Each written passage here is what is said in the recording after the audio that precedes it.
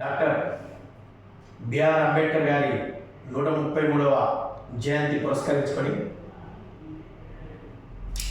వారికి పూలమాల వేసి ఈ కార్యక్రమంలో పాల్గొనడం జరిగింది. ఈ సందర్భంగా డాక్టర్ బిఆర్ అంబేద్కర్ గారు సబ్బండ వర్గాల అభ్యున్నతికి వారి కృషికి రాజ్యాంగ రచన చేయడం జరిగింది. అంబేద్కర్ గారు ఏ ఒక్కరి సొంతమో కాదు, అంబేద్కర్ గారు అందరి వాడు. అలాగే డాక్టర్ బిఆర్ అంబేద్కర్ గారు వారి యొక్క ఉన్న స్థానం, స్థితి, వారి కులం, వారి గోత్రం ఎలాంటివి, వారి పేదరికం ఎలాంటివి తన మనసులో కానీ తను ఎక్కడ కూడా ఉద్దేశపూర్వకంగా కానీ ఎక్కడ చెప్పడం జరగలే.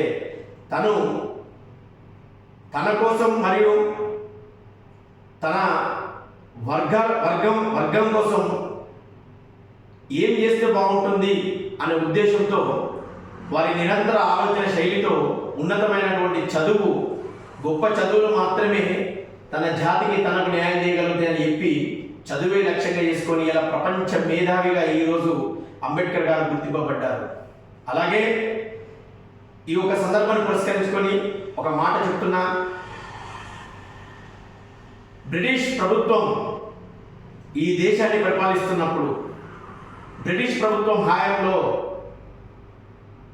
స్వతంత్ర సంగ్రామం జరుగుతున్న రోజుల్లో ఒక డాక్టర్ బిఆర్ అంబేద్కర్ గారిని మాత్రమే బ్రిటిష్ ప్రభుత్వం జైల్లో పెట్టలేదు. ఎందుకు అని అంటే దీనికి ఒక చిన్న ఉదాహరణ.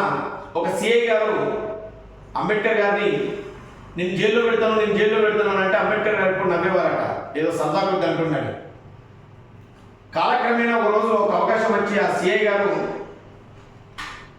డాక్టర్ బిఆర్ అంబేద్కర్ గారిని జైల్లో పెడితే ఆ సిఐని సర్వీస్ రిమూవ్ చేసింది బ్రిటిష్ గవర్నమెంట్.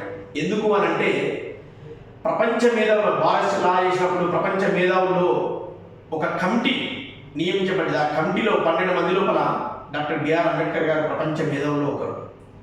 వారికి బ్రిటిష్ ప్రభుత్వం గౌరవించడమే తప్ప ఏ రోజు కూడా వారిపైన చిన్న అది కూడా మేము చేయమని చెప్పేసి ఆ రోజు వాళ్ళకు ఉన్నటువంటి నిబంధనల ప్రకారంగా వాళ్ళు జారీ చేయడం జరిగింది.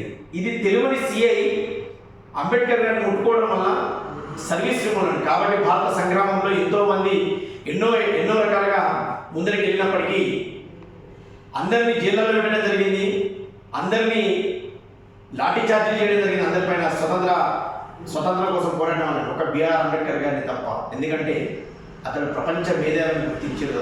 అందుకే ప్రతి ఒక్కరు కూడా ఉన్న స్థానం నుండి ఉన్నత స్థితికి ఎదగాలంటే తను ఉన్నటువంటి స్థాయిని, తను ఉన్నటువంటి స్థితిని మర్చిపోయి చదివే లక్ష్యంగా పనిచేసిన రోజు, చదివే తన గమ్యాన్ని చేర్చేదిగా కష్టపడే రోజు ఖచ్చితంగా ప్రతి ఒక్కరూ ఉన్నతమైనటువంటి ఫలితాలు అనుభవిస్తారని డాక్టర్ బిఆర్ అంబేద్కర్ చెప్పని చెప్పారు. ఈ సందర్భంగా ఈ నాలుగు దిక్కులు ఉన్నన్ని రోజులు డాక్టర్